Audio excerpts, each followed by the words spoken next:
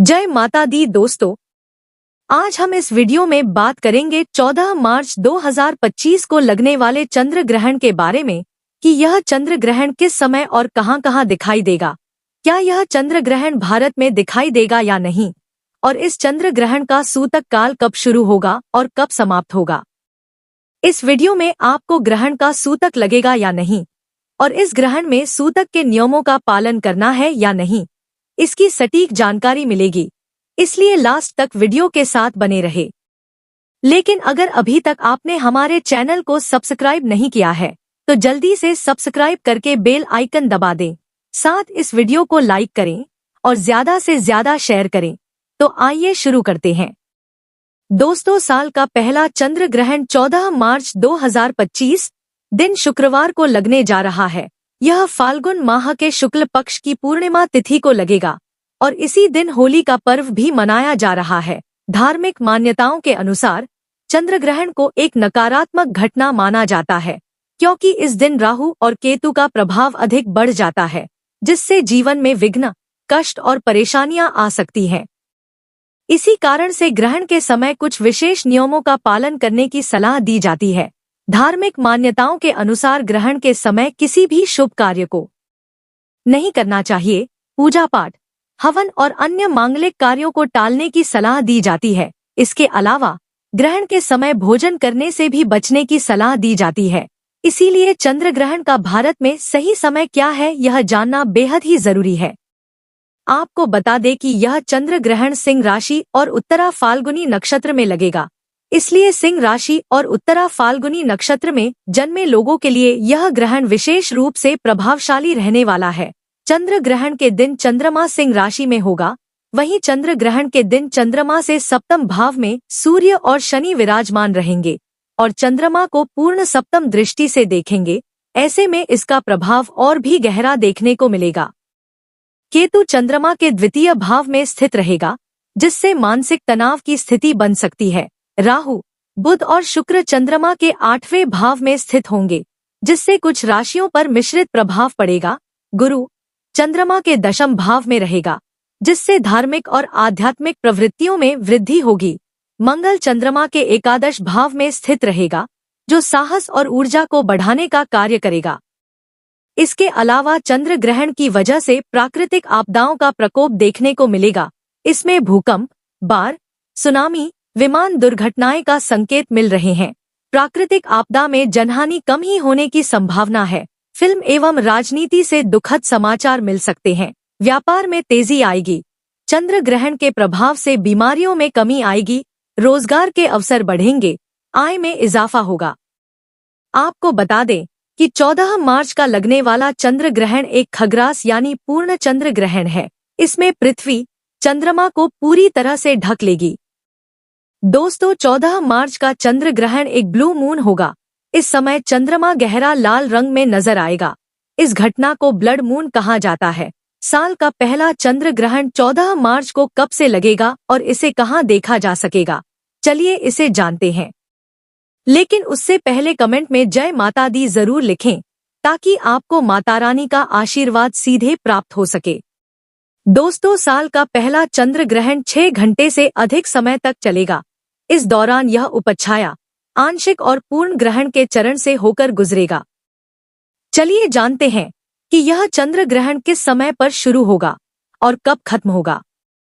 तो आपको बता दूं कि भारतीय समय के अनुसार उपछाया ग्रहण 14 मार्च को सुबह 9:29 से प्रारंभ हो जाएगा और आंशिक ग्रहण सुबह 10:41 से शुरू होगा। वहीं पूर्ण चंद्र ग्रहण की शुरुआत सुबह 11:57 से होगी। अधिकतम ग्रहण दोपहर 12:29 से शुरू होगा। इसके बाद पूर्ण चंद्र ग्रहण दोपहर 1:01 पर समाप्त हो जाएगा। आंशिक चंद्र ग्रहण की समाप्ति दोपहर 2:17 पर होगी और उपछाया चंद्र ग्रहण की समाप्ति दोपहर 3:29 पर होगी। और अब जानते हैं कि यह चंद्र ग्रहण किन किन देशों में दिखाई देगा।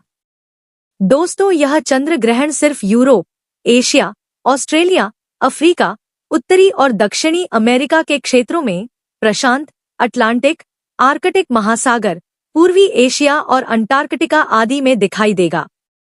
हालांकि 14 मार्च का लगने वाला चंद्र ग्रहण भारत में दिखाई नहीं देगा, क्योंकि जब यह चंद्र ग्रहण लगेगा तो उस समय भारत में दिन निकला होगा, जिस वजह से यह चंद्र ग्रहण भारत के किसी भी शहर से देखा नहीं जा सकेगा।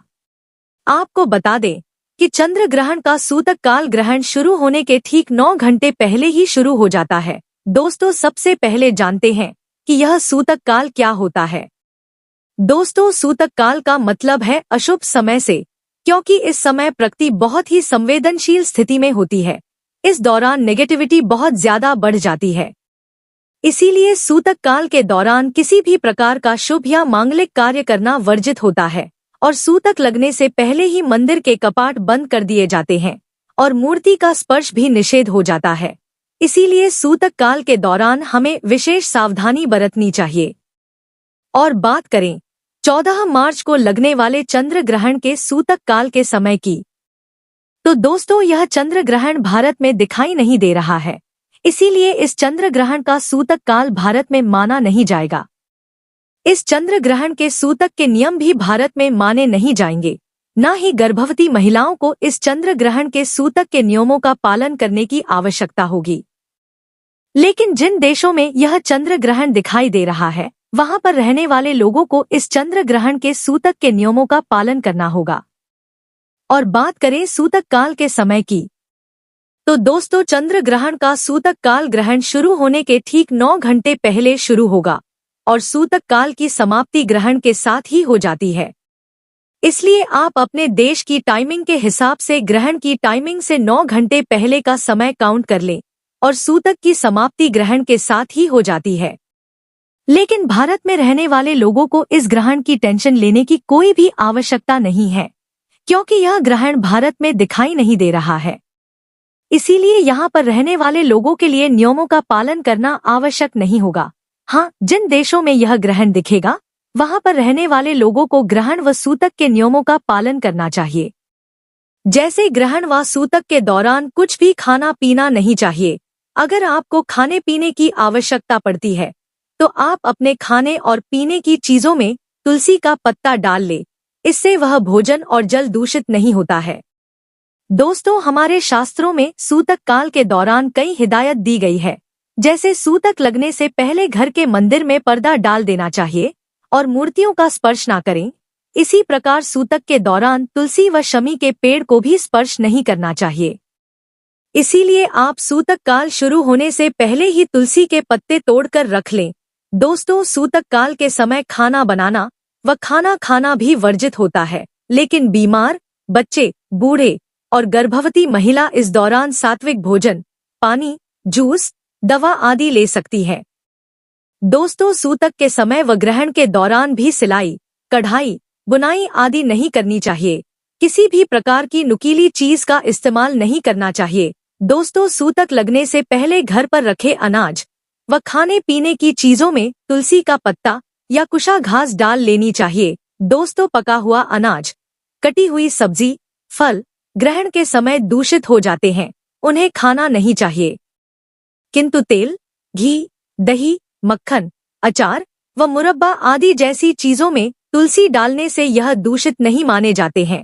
और जो सूखे खाद्य पदार्थ जैसे आटा, दाल, चावल जैसी चीजों में तुलसी व कुश डालने की आवश्यकता नहीं होती है। दोस्तों, एक बात का ध्यान रखें कि ग्रहण समाप्त होने के बाद इन तुलसी के पत्तों को खाने की चीजों से निकालना ना भूले। निकालने के बाद इन पत्तों को किसी गमले में डाल दे और पीने वाले पानी को भी बदलकर नया ताज़ा पानी भर लें। दोस्तों, सूतक के दौरान नहाना चाहिए और जब ग्रहण समाप्त हो जाए तभी गंगाजल डालकर स्नान करना चाहिए।